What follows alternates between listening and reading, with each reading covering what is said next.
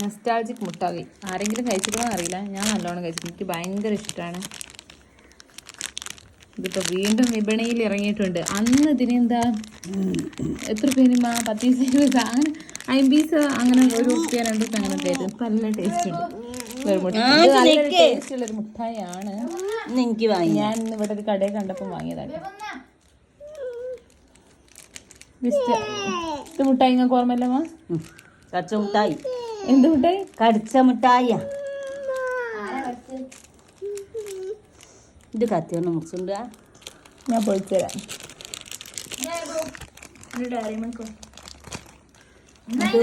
നോക്കണ് വാങ്ങിയില്ല. ആ അതന്നെ, എന്തോ ഒന്ന് മറന്നു വയ്ക്കുന്നു വിചാരിച്ചു. പാല് വാങ്ങിയില്ല. പാലും വാങ്ങാൻ മറന്നു.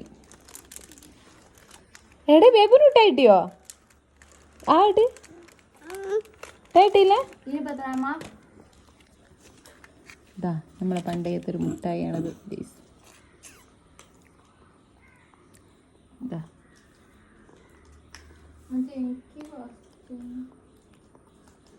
എനിക്ക് ഫസ്റ്റ്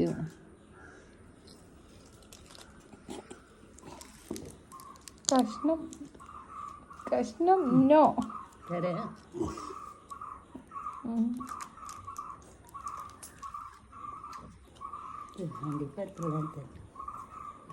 ഇന്ന് ചെറുത് കൊടുത്തപ്പം വാങ്ങിയില്ല, വലുത് കൊടുത്തപ്പം വാങ്ങിയില്ല.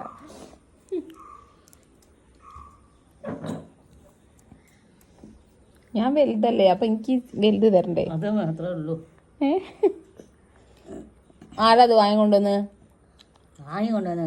പിടിയെ പോയാൽ നമുക്ക് ആർക്കാലും കിട്ടും.